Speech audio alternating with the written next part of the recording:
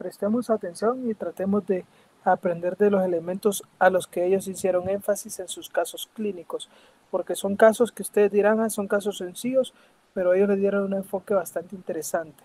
Adelante, Melanie. Buenas tardes, pues el día de hoy voy a empezar a presentar mi caso clínico. Los datos generales: es un paciente masculino de 36 años, mecánico, casado, de escolaridad de diversificado, guatemalteco y evangélico.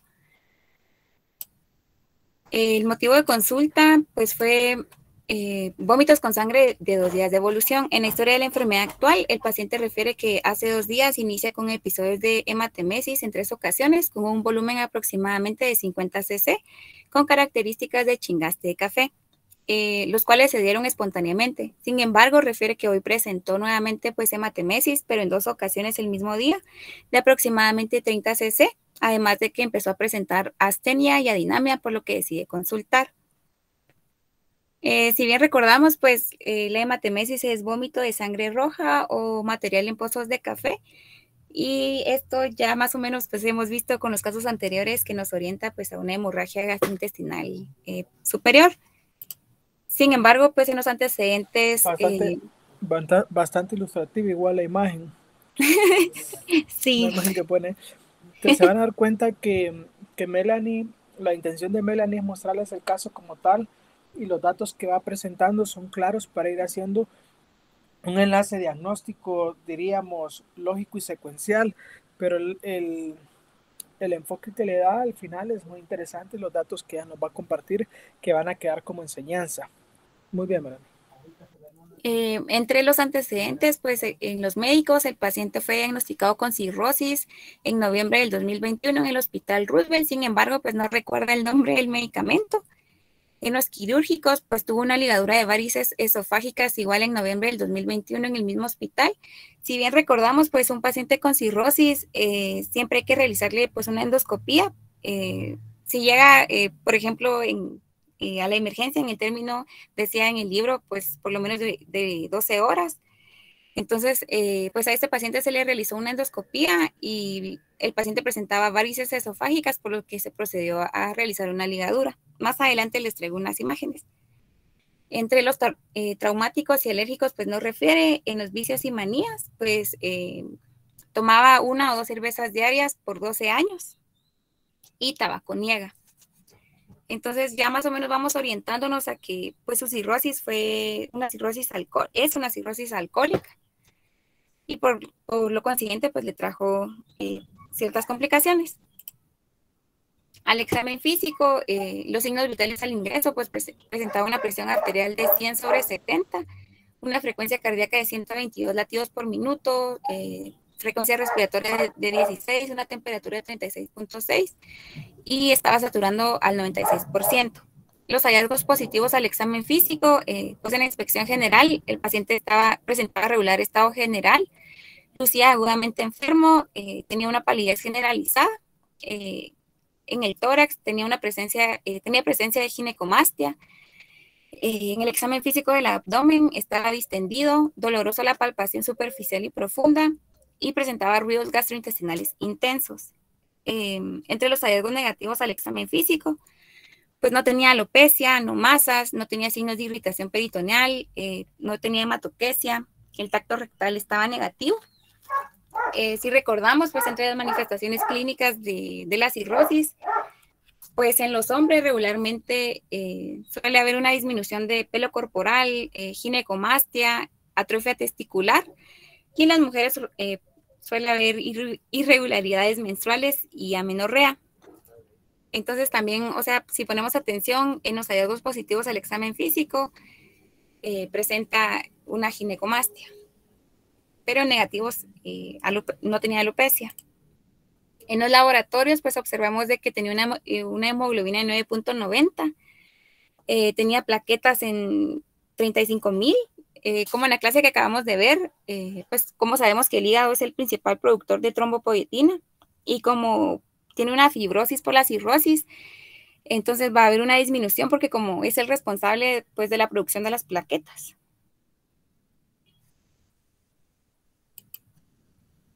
En la química, igual, como sabemos de que pues puede haber una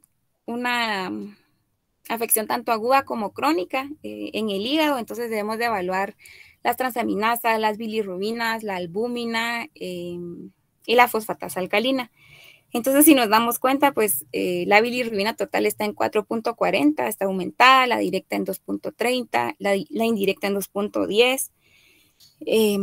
La albúmina pues está en 4.16, la transaminasa oxalacética está en 159.90, la pirúvica está en 48.10, la gamma glutamil transferasa en 836 y la fosfatasa alcalina en 392.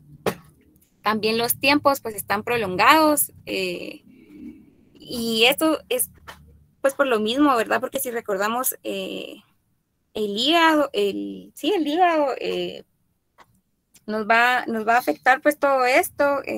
Sin embargo, la bilirrubina total en una cirrosis pues puede ser normal, pero en casos avanzados pues suele estar bastante aumentada.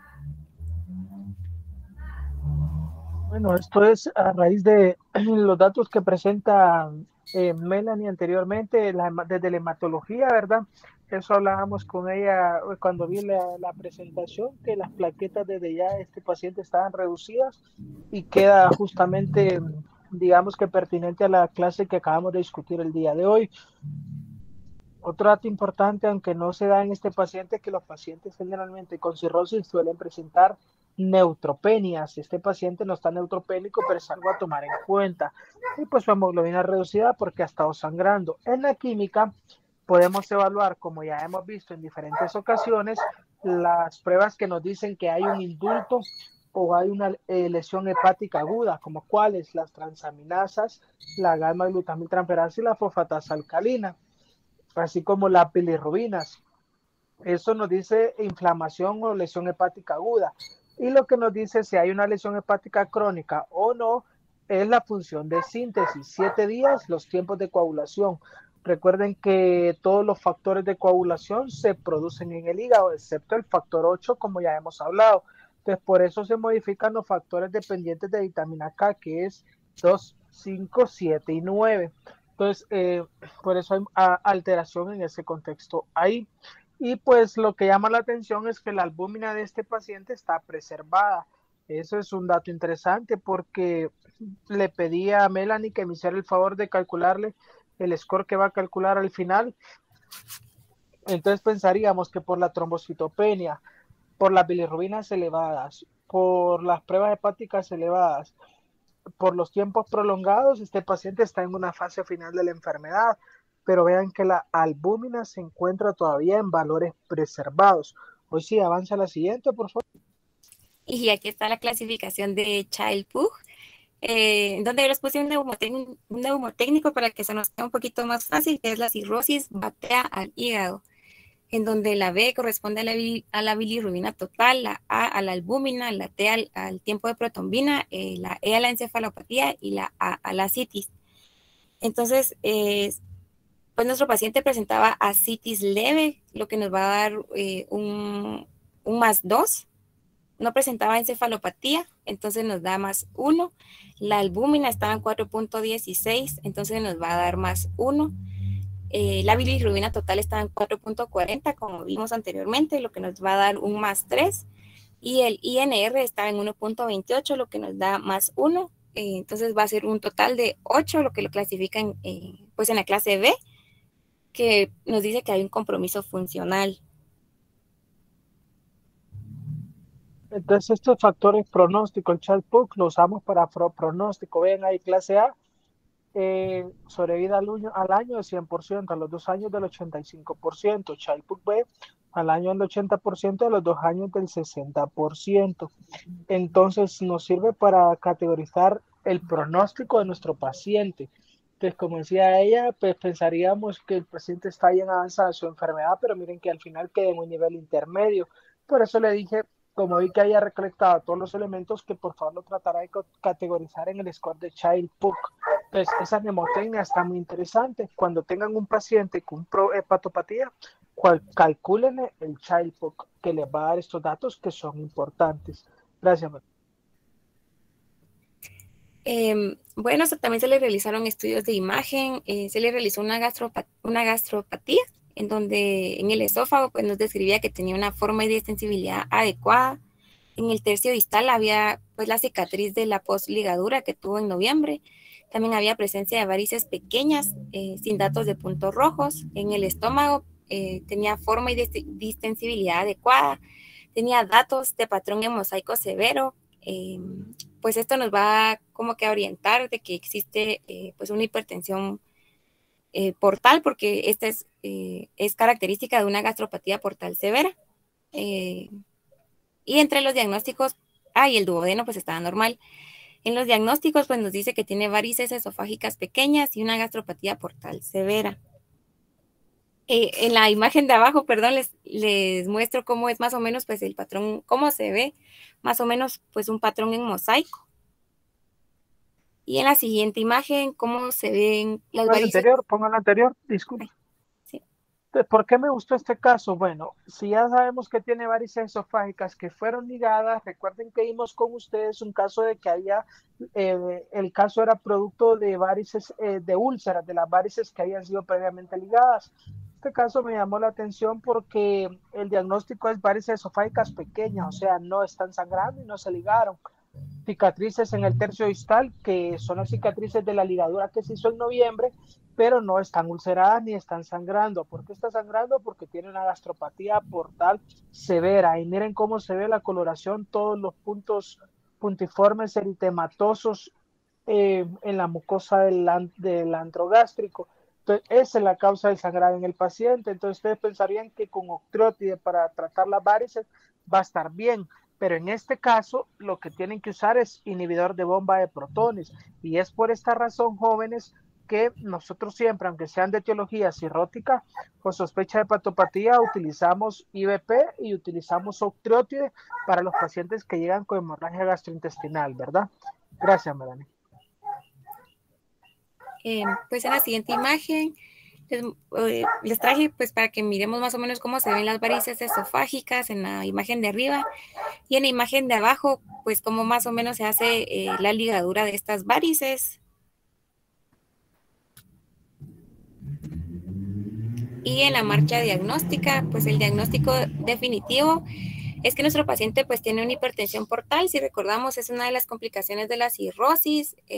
Pues la hipertensión portal es definida como la elevación del gradiente de presión de la vena pues hepática mayor a 5 milímetros de mercurio. Y esta puede ser causada tiene muchas causas que vamos a ver más adelante. Entonces, pues nuestro paciente tuvo una hemorragia gastrointestinal superior.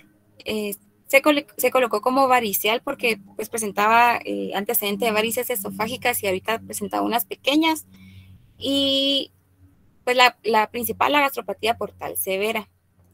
Entonces, en la siguiente les voy a explicar un poquito sobre la hipertensión y sus complicaciones. En el diagnóstico diferencial, pues está la hemorragia de tubo digestivo bajo, una HGIS no varicial por una úlcera péptica o duodenal, el desgarro de Meyer Weiss. Y en el tratamiento, pues se dejó una dieta líquida, una solución Harman, omeprazol, también metoclopramida y terlipresina, que pues este se usa para la hipertensión, para disminuir la presión de las venas del hígado, o sea, de la presión venosa portal. Y ahora hablando un poquito sobre la hipertensión portal, como ya les mencioné que tiene que ser mayor a 5 milímetros de mercurio. Esta puede ser causada porque va a haber un aumento en la resistencia intrahepática al paso del flujo sanguíneo, pues a través del hígado como consecuencia de la cirrosis o porque pueden haber unos nódulos regenerativos, o también porque hay un incremento en el flujo sanguíneo esplácnico, pues consecuencia de una vasodilatación en el lecho vascular esplácnico. Sin embargo, pues la hipertensión portal es la causa directa de las dos principales complicaciones de la cirrosis, que es la hemorragia por varices y la ascitis. Acá también les traje pues la triada de la hipertensión portal, en donde el paciente, o sea, debemos de sospechar que hay una hipertensión porque el paciente presenta ascitis, esplenomegalia y una circulación colateral. En el cuadro, pues observamos la clasificación de la hipertensión portal, que puede ser prehepática, hepática y poshepática. La causa, como ya les mencioné, pues se subclasifica así. Las prehepáticas de la hipertensión portal son las que afectan el sistema venoso portal antes que entre el hígado. Las poshepáticas, las que afectan las venas hepáticas y el drenaje venoso del corazón, y las intrahepáticas, que van a contribuir pues al 95% de los casos de hipertensión portal, y van a estar representadas como pues por la principal causa, por la cirrosis. Estas pues, se pueden dividir en presinusoidales, en sinusoidales y las postsinusoidales. En las sinusoidales, pues podemos ver de que está la cirrosis por muchas causas, como una hepatitis alcohólica. Y entre las manifestaciones clínicas, pues las tres principales van a ser las varices gastroesofágicas con hemorragia, la ascitis y el hiperesplenismo. También va a haber una plaquetopenia o una leucopenia. Y pues su diagnóstico va a ser por medio de la endoscopía. Y eso es todo. Entonces, siempre que tengan un paciente con cirrosis, se evalúen esa triada: ascitis, esplenomegalia y circulación colateral. Eso les dice que ya tiene el paciente datos francos de hipertensión portal, aunque no tengan estos datos, siempre pueden tener hipertensión portal, aunque no tengan ascitis y la circulación colateral. Lo primero que van a encontrar es la esplenomegalia. Entonces, recuerden por eso que siempre les pedimos que evalúen y que pongan los datos positivos o negativos al abdomen que nos faciliten el diagnóstico. Porque si ya tiene ascitis, si ya tiene esplenomegalia, tiene circulación colateral, ya ustedes pueden empezar que el hígado está afectado. Entonces, por eso me gustó el caso de Melanie, le pedí que le orientáramos así, que pusiéramos de relevancia el score de Child Score y los elementos teóricos de conceptos clínicos que ella nos aportó, que creo yo son muy, muy valiosos. Ya aprendieron ustedes cómo se debe tratar, ¿verdad?, con los fármacos que ella dijo y por qué los está utilizando. Y recuerden que no siempre es por hipertensión portal y por varices, como en el caso de nuestro paciente, y que era la gastropatía portal severa. Entonces deben usar combinación de tioterlipresina más inhibidor de bomba de protones, ¿verdad? Bueno, yo había hablado con Melanie, que su caso me parecía muy completo cuando lo evalué y realmente que muy poco que agregar. ¿Alguno tiene alguna pregunta para Melanie? No, doctor.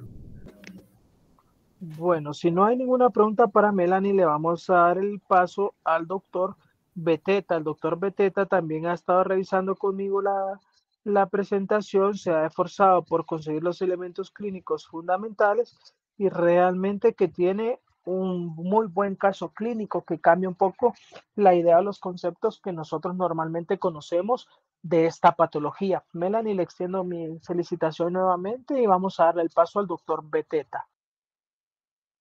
Gracias.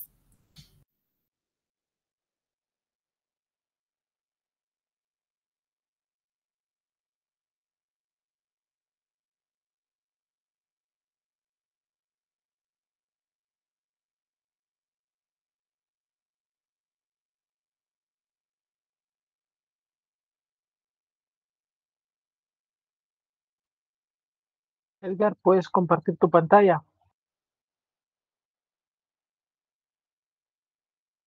Eso estoy probando ahorita, doctor, que no me dice que Google tiene problemas. Dice Google Chrome no tenga, puede ser que Google Chrome no tenga permiso para grabar la pantalla en tu ordenador. Espérenme, solo voy a, si me dan tiempecito, solo me meto a la llamada por Safari. Tal vez Safari sí me deja compartir. Dale. Ahorita voy. Me voy a salir de esta para meterme por Safari.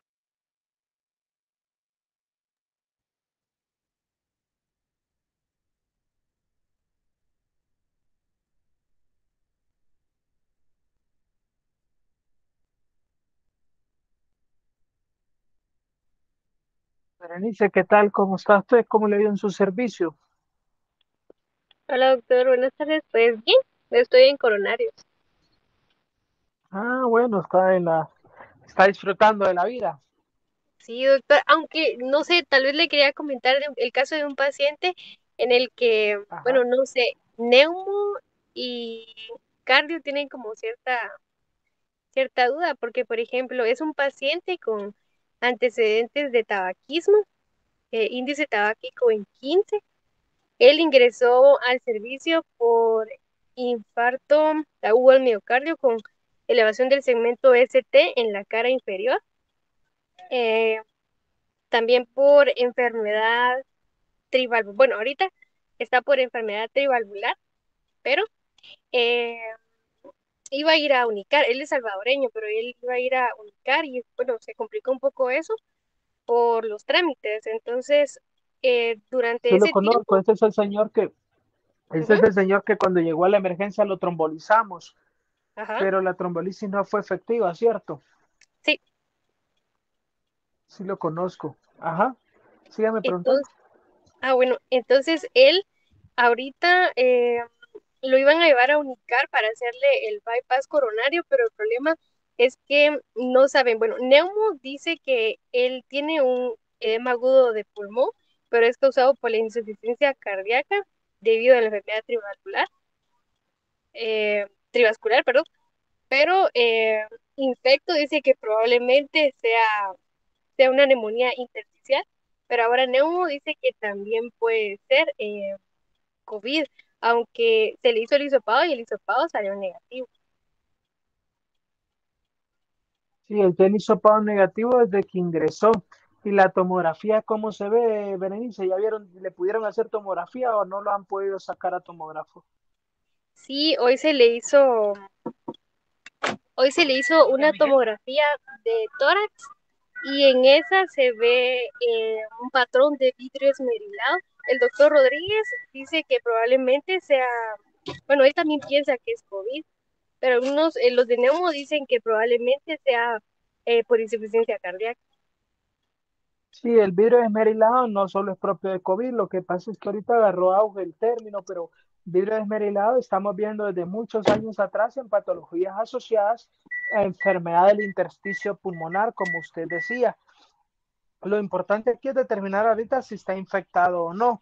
Y recuerden ustedes que después de ir a procedimiento de cateterismo cardíaco, a bypass coronario, el paciente debe ser bien evaluado, primero que nada, porque ya se imaginan en la extensión de la cirugía, el tiempo. Y segundo, porque hacer un bypass en un paciente que tiene compromiso de algún otro órgano o estructura, pues no es como que tengamos la disponibilidad de hacer bypass todos los días y a todos los pacientes. Entonces se deben seleccionar los criterios para ver si pasa o no pasa el bypass coronario. Tal vez, Berenice, se puede conseguir usted la tomografía y la vemos cuando tengamos la próxima discusión de casos clínicos para poder complementar un poquito nada más y poder discutir mejor el caso, ¿le parece? Ya que Sí, se doctor, hizo hoy, me la parece. puede grabar y la vemos en la próxima reunión. Sí, está bien. Vaya pues, Berenice, qué bueno que esté aprendiendo y la forma en que se expresa el conocimiento de sus casos, pues me hace pensar que está aprovechando bien su tiempo. Yo, gracias. Gracias. Bueno, Beteta, ya pude, Ya, entonces doctor. vamos a empezar Ujú. a presentar tu caso. Presten atención al caso del doctor Beteta porque obviamente tiene elementos diagnósticos que uno dice, como el de Melanie, en este caso es obvio, pero tiene un enfoque muy diferente y una etiología bien diferente. Pero dentro de los hallazgos que vamos a ver, cumple con varias de las etiologías posibles para esta patología, ¿verdad? Entonces, por eso nos interesó también el caso. Adelante, Beteta. Gracias, doctor. Bueno, mi caso, la verdad es que está como en el libro. Creo que yo por un error, porque estaba viendo laboratorios de ya después de ingresado el paciente, entonces me estaba quebrando la cabeza porque no eran, solo el dolor era que me decía que era pancreatitis y por lo que había visto en las papeletas, pero ya la exploración física y a los laboratorios no era eso. Pero ya al ver los laboratorios de ingresos sí nos vamos a dar cuenta que va a ser como está en el libro, ¿verdad? Entonces, mi caso sobre una pancreatitis, perdón, acá se me fue, es una pancreatitis aguda. Eh, Datos generales, las iniciales AOLR, es un paciente masculino que nació el 23 de septiembre de 1994, tiene 27 años, él es soltero, es católico, de procedencia y residencia en Quetzaltenango. No, no indicó ninguna ocupación ni profesión, es no indígena, es perito contador, obviamente es alfabeto y no dio teléfono. Bueno, como motivo de consulta, él llega con dolor abdominal de 24 horas de evolución. Em, Acá, el dolor abdominal, pues nos dice bastante, ¿verdad? O sea, y va a ser muy general, pero ya al ver, ya en la historia de la enfermedad actual, dice que es un paciente con historia de consumo de alcohol etílico por 3 semanas seguidas, de 6 a 8 ingestas diarias, hasta llegar a embriagarse, ¿verdad? Refiere que inició con dolor abdominal localizado en epigastrio, con irradiación en banda, de intensidad 8 de 10, de tipo cólico, sin atenuarse ni exacerbarse, y está asociado a vómitos. Ni radiación en banda también quiere decir que se va al dorso, ¿verdad? Entonces eso, ahí ya empezamos a pensar en una pancreatitis, según lo que dice Harrison, que eso es un dolor característico de la pancreatitis. Entonces por esto decide consultar. Bueno, como antecedentes médicos tenemos que una pancreatitis hace 3 meses, fue ingresado en Hospital Roosevelt y le dieron de alta, pero no, no haciendo caso me imagino que de lo que le dijeron los médicos y todo, siguió tomando, ¿verdad? Entonces ahí es donde se va a complicar el caso. Quirúrgicos no refiere, alérgicos tampoco, traumáticos no refiere y familiares tampoco. Bueno, en perfil social es una casa propia con piso de cerámico, no tiene mascotas, micción de 5 veces al día y defeca solo una vez. Y consume alcohol desde los 12 años. Esto es muy importante para el sentido que le vamos a ir dando el caso. Y no tiene hábito de tabaquismo, pero sí consume cocaína. No recuerda desde qué edad la consume. Bueno, hallazgos al examen físico, los signos vitales, la presión arterial en 170, la frecuencia cardíaca 100 latidos por minuto, la verdad es que está en el límite mayor de lo normal, y la frecuencia respiratoria 18 por minuto también. El paciente con moderado estado general, sudoroso, consciente y orientado en tiempo, espacio y persona, con una buena implantación de cabello, pupilas isocóricas, fotorreactivas y no ictéricas. Paciente con palidez generalizada, la boca deshidratada y con aliento etílico. Esto me imagino que debe ser por la ingesta de alcohol, ¿verdad? Dolor tipo cólico, como ya les habíamos dicho, que no atenúa ni se exacerba, constante a la palpación superficial y profunda, en región epigástrica y presenta vómitos. El dolor es en el epigastrio y se irradia en banda. Paciente con mucho dolor y con angustia. No presenta signo de Cullen. El signo de Cullen es una coloración azulosa pálida alrededor del ombligo. Ni presenta signo de Turner. Eh, Esto en el libro aparece que puede ser signos de pancreatitis, sin embargo el paciente no presentaba. Bueno, acá es donde nos llamaba la atención con el doctor, porque, o sea, si vemos los laboratorios, no sé si logran verlos con claridad. Es que no me deja acercar la imagen, no sé si ustedes sí nos deja.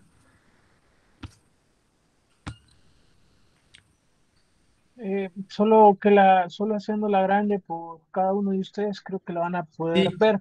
Lo que llama la atención acá en el cuadro clínico que el doctor Beteta está presentando es que, bueno, tiene datos clínicos de que es un proceso agudo de pancreatitis, por lo que está reportando. Sabemos la etiología más probable, en este caso, pues ya lo dijo Beteta, que el paciente continúa consumiendo alcohol, probablemente, entonces pensamos que esa es la etiología principal.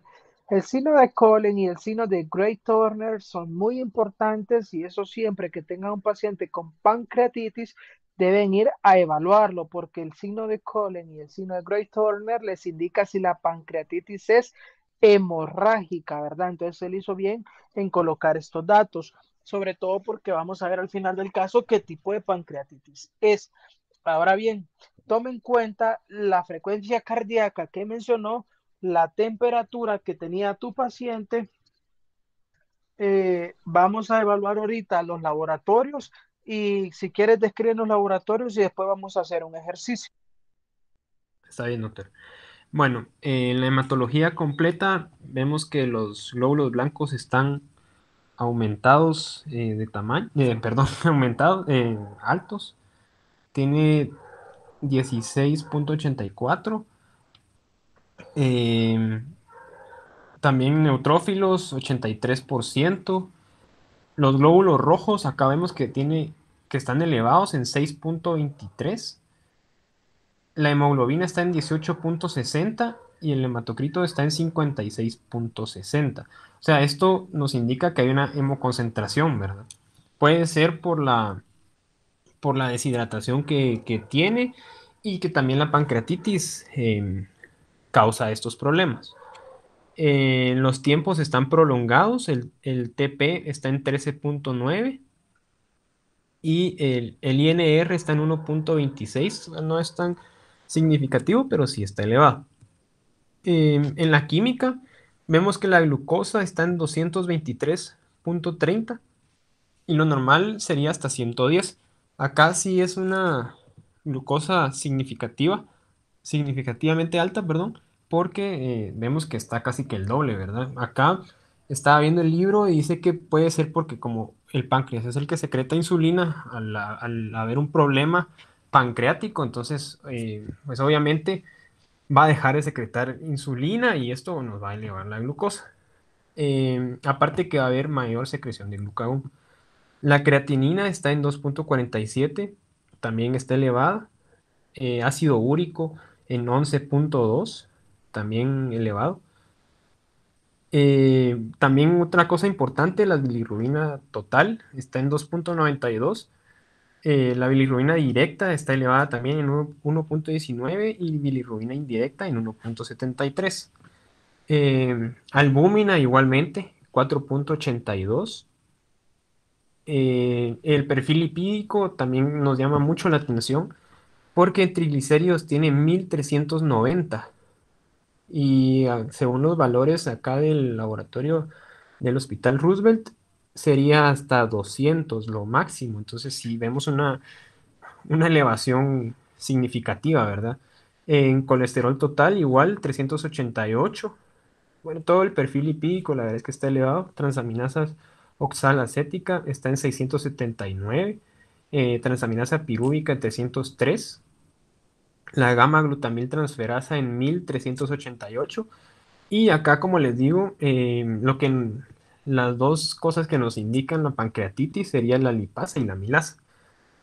Como dice en el libro en Harrison, la lipasa siempre va a ser la que se va a elevar más y va a ser un signo, eh, uno de los más importantes para diagnosticar pancreatitis, que está en 1508.7 cuando lo normal es de 13 a 60. Entonces sí vemos una elevación considerable, ¿verdad? Y la milasa está en 718 y lo normal es hasta 100. Entonces acá sí vemos que está así como describen en el libro estas dos cosas, ¿verdad? No sé si quisiera aportar algo, doctor, o Solo repetirles el valor, cuánto está gamma glutamiltransferasa y fosfatasa alcalina, por favor. la fosfatasa alcalina está normal, está en 231 y la gamma glutamil transferasa en 1388. Esa sí está elevada.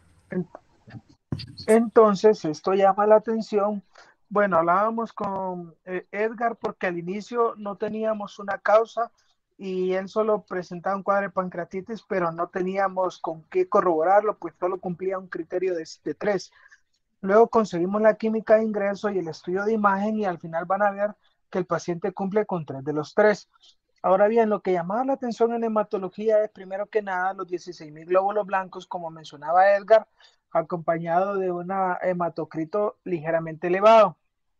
Estos dos son factores que indican que el paciente definitivamente puede estar cursando con un cuadro clínico de deshidratación, de acuerdo con usted. Recuerden que en pancreatitis esto es bien importante y por eso el pilar del tratamiento se basa en la terapia de restitución hídrica, porque ellos se deshidratan y pierden volumen que fuga a tercer espacio. Otra cosa que llamaba mucho la atención, hablábamos con Edgar de estos laboratorios, es que tenía dislipidemia. Recuerden que arriba de 1000 de triglicéridos es una causa importante a considerar como factor etiológico de pancreatitis y este paciente tiene 1360. Otro dato sumamente importante a tomar en cuenta y poder considerar, bueno, ¿será de origen por triglicéridos o será de origen debido a su antecedente?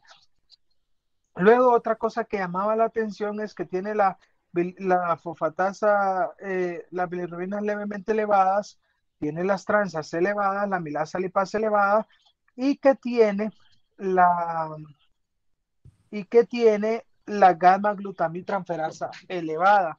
Otro dato interesante y que nos hacía llamar la atención y decíamos, bueno, si no tenemos un estudio de imagen, debemos pensar que este paciente tiene cualquiera de las tres etiologías de pancreatitis, la razón de su problema, o biliar por estas bilis elevadas y por la gamma glutamiltransferasa tan elevada, o dislipidémica por estos triglicéridos tan elevados, o producto del alcohol, por estos valores, por este antecedente importante que tiene.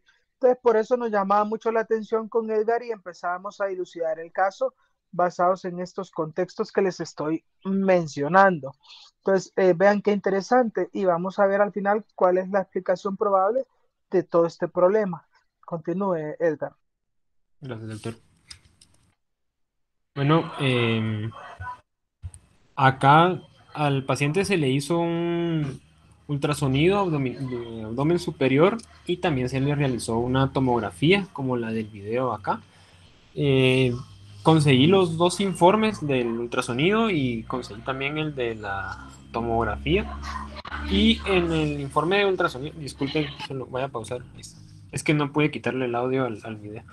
Eh, bueno, en el ultrasonido, la verdad es que el páncreas no es adecuadamente caracterizable porque había interferencia producida por gas intestinal, ¿verdad?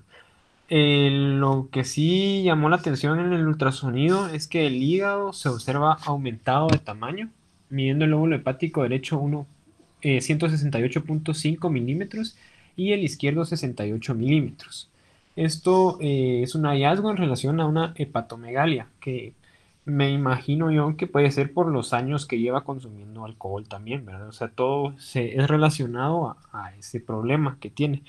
Eh, entonces, en la impresión diagnóstica del informe del Ultra, que quedó como un número uno, hepatomegalia, también una esteatosis moderada y líquido libre simple. Eh, Esas fueron las tres impresiones diagnósticas del ultrasonido. Y en la tomografía, eh, dice que el páncreas se visualiza de forma normal con aumento de su tamaño. O sea, está aumentado de tamaño con áreas de necrosis en su interior, entre 30 y 50%, a nivel de la cabeza del páncreas, cuerpo y cola, asociado a importante estriación de la grasa peripancreática, evidenciando colección de paredes bien definidas a nivel de la cola del páncreas, con medidas de 61 por 42 por 38 milímetros y un volumen estimado de 50 cc en relación a pancreatitis necrotizante crónica con necrosis amurallada. Esto según Atlanta. Ya les voy a explicar cuáles son los criterios de Atlanta. Pero esto fue lo que se encontró en la TAC. No sé si quieren que les ponga otra vez el video para que...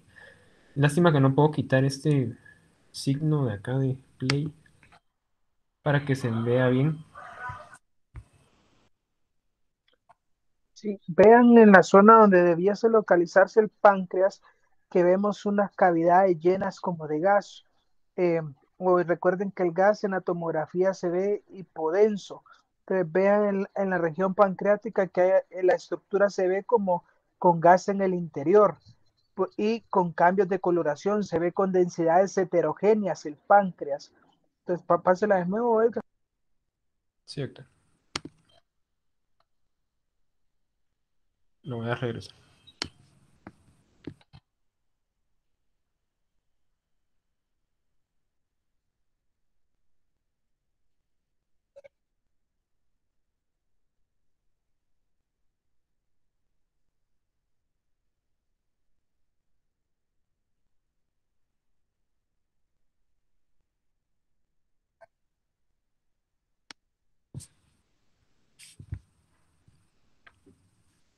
Paso a la siguiente. Fíjate que yo casi no logré ver el video del ataque ahorita que avanzó, pero el hallazgo de la tomografía es como como veíamos ahí, tiene gas en el interior y esto puede ser sugestivo de que el páncreas se está necrosando, y ahorita les va a explicar la clasificación de Atlanta para que veamos bien y comprendamos mejor en qué fase de afectación está este páncreas. Adelante. Gracias, doctor. Bueno, en la marcha diagnóstica, un diagnóstico definitivo que sería la pancreatitis aguda. Como diagnósticos diferenciales tenemos la perforación de víscera hueca, colecistitis aguda y cólico biliar, la obstrucción intestinal aguda, la oclusión vascular mesentérica, el cólico renal, el infarto inferior del miocardio, aneurisma, aórtico disecante y cetoacidosis diabética. Estos como diagnósticos diferenciales.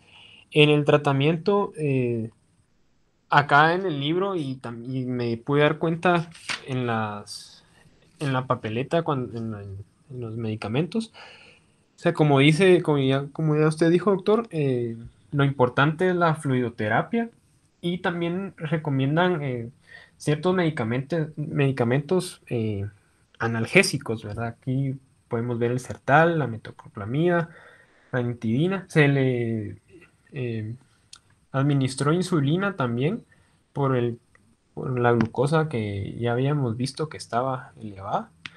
Entonces, se puede decir que el tratamiento fue el adecuado, ¿verdad? Bueno, ahora sí, la revisión bibliográfica. Solo como para una introducción así pequeña, el páncreas secreta diariamente entre 1500 a 3000 ml de líquido alcalino isosmótico, y este contiene unas 20 enzimas. Entonces, el páncreas impide su propia digestión por mecanismos como el empacado de proteasas pancreáticas en la forma de protoenzimas precursoras, o sea, no activadas de una vez, ¿verdad? La homeostasia de calcio intracelular, porque la baja concentración de calcio intracelular en el citosol de la célula cinar induce la destrucción de la tripsina y activada espontáneamente, ¿verdad? Y el equilibrio ácido básico y la síntesis de inhibidores de proteasas protectores que se unen e inactivan un 20% de la actividad de tripsina intracelular. Estos son los cuatro mecanismos por los cuales el páncreas se protege a él mismo. Entonces, la pérdida de cualquiera de estos cuatro mecanismos de protección culmina en una activación prematura de las enzimas, por lo mismo una autodigestión, y termina en una pancreatitis aguda. La pancreatitis eh, sufre cuando las enzimas proteolíticas como el tripsinógeno, el quimiotripsinógeno, la proelastasa y enzimas lipolíticas son activadas en la célula cinar del páncreas y no en el interior del intestino, como debería ser normalmente, ¿verdad? Eh, Acá el alcoholismo es la segunda causa más recurrente de pancreatitis aguda. Como vemos, el paciente tiene alcoholismo casi que desde los 12 años, entonces acá está claro. Otra causa probable en este caso puede ser la hipertrigliceridemia, que por lo general están elevados más de 1000 miligramos por milímetro. Y acá, perdón, por mililitro. Eh, podemos ver que sí están elevados los triglicéridos por más de 1000. Estos pacientes están predispuestos a presentar episodios repetitivos de pancreatitis, como estamos viendo, que ya fue ingresado hace 3 meses y ahora vuelve.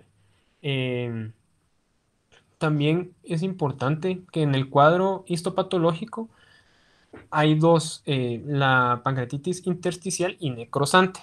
En la intersticial se conserva la circulación sanguínea del páncreas y en la necrosante se interrumpe el riego sanguíneo del páncreas, como está pasando en este caso. La pancreatitis es un cuadro que evoluciona en 3 fases. Está la fase inicial, segunda fase y tercera fase. En la fase inicial hay una activación de enzimas digestivas intrapancreáticas y daño de células acinales. En la segunda fase hay una activación, una quimoatracción y secuestro de leucocitos y macrófagos en el páncreas, con lo que se intensifica la reacción inflamatoria en el interior de la glándula. Y en la tercera fase, esta proviene de los efectos de enzimas proteolíticas y citocinas activadas, liberadas por el páncreas inflamado en órganos distantes. Bueno, ahora sí, como les comentaba y como decía en el informe del ATAC, están los criterios de Atlanta para estudios de imagen. Acá nos dice que en una tomografía se puede observar una pancreatitis intersticial, una pancreatitis necrosante, que es la que tenemos acá en este caso, también un cúmulo de líquidos pancreático agudo, un pseudoquiste pancreático, un cúmulo necrótico agudo y necrosis tabicada.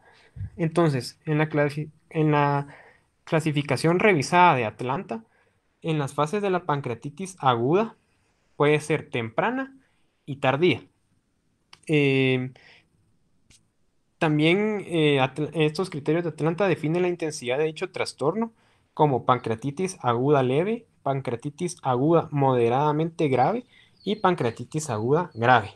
Y también esclarece las definiciones imagenológicas. Entonces acá, como les decía, en la pancreatitis necrosante, que es la que tiene el paciente, hay una inflamación que acompaña a la necrosis del parénquima pancreático.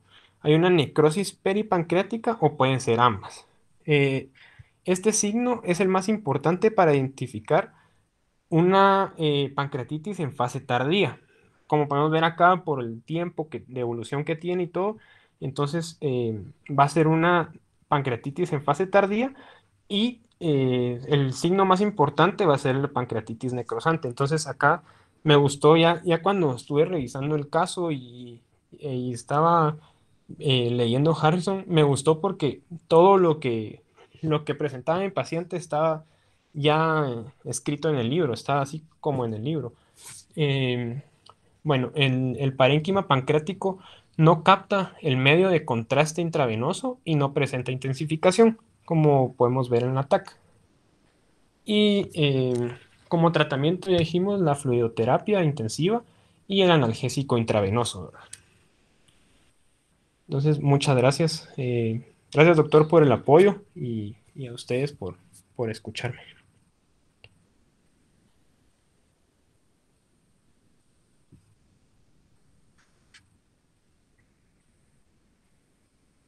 ¿Sí me escuchan?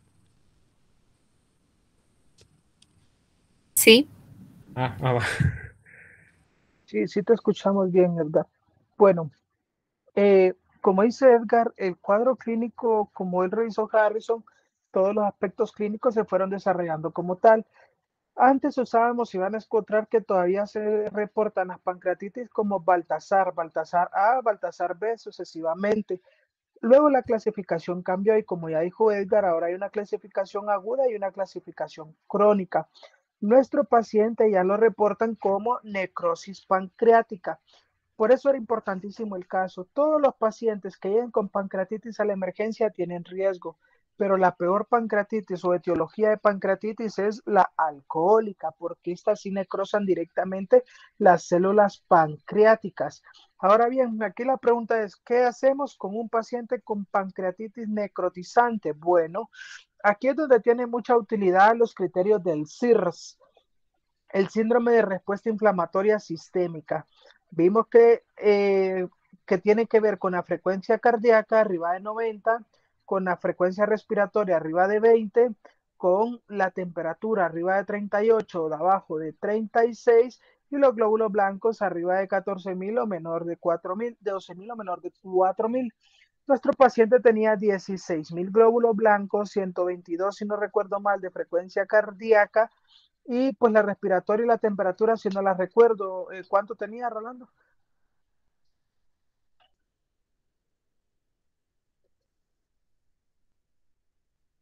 Tenía ahí la pasaste. Tenía 100 de latidos por minuto, 18 respiratorios y aparentemente no estaba febril porque no se describe, pero tenía 16.000 glóbulos blancos. Tiene 2 de 4 datos de SIRS. ¿Qué significa esto? Que el cuerpo, de por sí la pancreatitis ya es un marcador ya es un proceso inflamatorio y es esperable que a nuestros pacientes con pancreatitis encontremos que desarrollan SIRS. Entonces, ¿cómo monitorizamos estos pacientes? Porque ¿cuál es el peligro aquí, jóvenes? El peligro acá es que esta necrosis pancreática se sobreinfecte y cree en el paciente un estado de sepsis intraabdominal, ¿verdad? Que es la principal complicación, aparte de todo lo endocrino, metabólico que este hombre va a sufrir, lo que lo puede llevar a la muerte de forma aguda es que desarrolle una sepsis intraabdominal.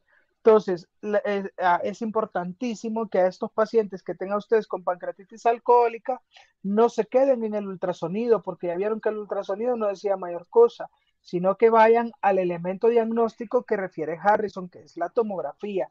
En la tomografía ya van a ver que hay necrosis. ¿Y cuál es el siguiente paso?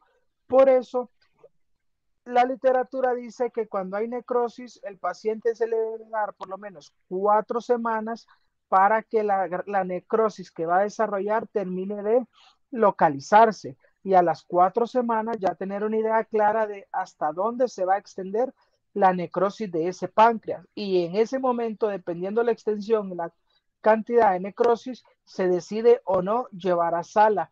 Pero no todas las necrotizantes se llevan a sala.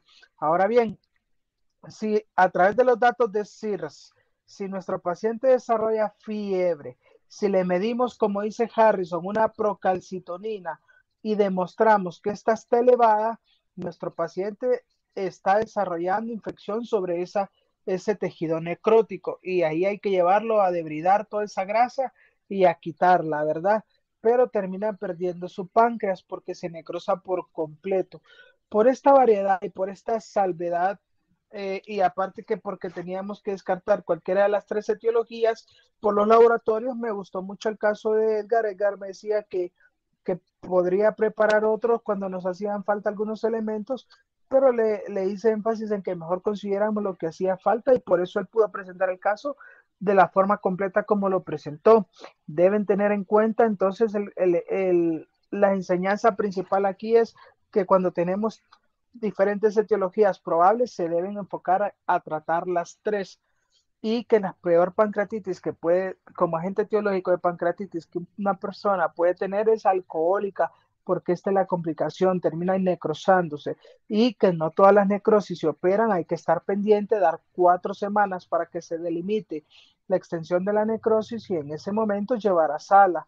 Aparte de esto, estar monitorizando para descartar que esta necrosis en el páncreas no se vaya a infectar, ¿verdad, jóvenes? ¿Cómo? A través de los datos clínicos de SIRS y a través de una procalcitonina medida periódicamente, ¿ok? Jóvenes, si no hay preguntas o dudas, pues yo creo que los dos lo hicieron muy bien. Me gustó mucho la preparación que tuvieron los dos para los casos y pues felicito a Melanie y a Rolando por la presentación que acaban de hacer. Gracias, jóvenes. Feliz tarde a los 6. Que estén bien y éxitos en su examen próximo. Nos estaremos enviando en los próximos días. Feliz tarde. Gracias, doctor. Feliz tarde.